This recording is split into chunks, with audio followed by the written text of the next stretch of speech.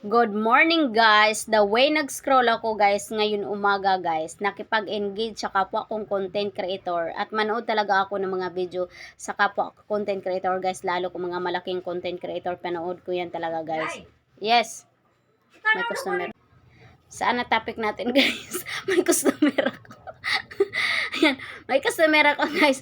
Sana yung topic. Nawala ako sa topic about sa about pala to sa content creator na dumaan sa wall ko na malaking views at malaking followers na until now hindi pa siya na-invite sa content monetization guys. Ayan. Tapos guys, para same kaming case na kumpleto yung in-stream ads namin for setup.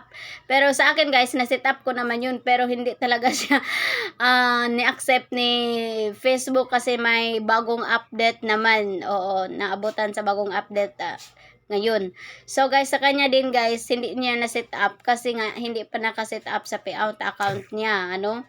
At kahit makaset up ka sa payout account mo guys, kung naabutan ka sa bagong update, hindi yan, mawala pa rin yan yung setup and stream ads na yan guys, kasi may bagong update na na-invite for content monetization guys. Ayan. Ayun guys, parang napansin ko doon guys, no? Nawala na tayo sa topic nito. Napansin ko doon guys kung bakit hindi siya na-invite sa content monetization na ganun kalaking mga followers or mga viewers niya guys. Most sa mga views niya guys is nasa 300k, 400, 500 para yung mga views niya. Hindi pala guys lahat ng malaking views dito ma-invite sa content monetization guys. Nag-best pala si Facebook sa performance natin guys. Ayan. Ito guys, ang nakita ko lang doon guys, parang may isang video lang akong napansin doon kung bakit hindi siya na-invite sa content monetization. Parang nakita ko doon, wala naman reason bakit siya hindi na-invite sa content monetization sa laki ng mga views niya.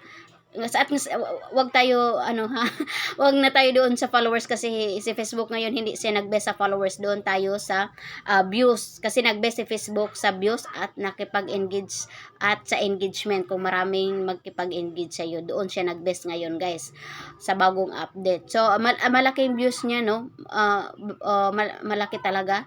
Kung bakit siya hindi na-invite, pati siya na-confuse bakit siya hindi na-invite, ganun ka na niya, kalaking views niya. May isa akong napansin doon guys kung bakit na hindi siya na-invite. Ito parang nakita ko doon. Yung picture niya guys na ginagawa na with music, yan ang kadalasan ko ginagamit dati guys. Nidelete ko talaga ganyan guys. Kasi hindi yan ma-invite sa content monetization. Hindi yan ma-evolve sa Reels. Ganyan ang ginagawa ko dati. Mahilig ako gumawa ng picture with music, background, caption, ganun. Hindi siya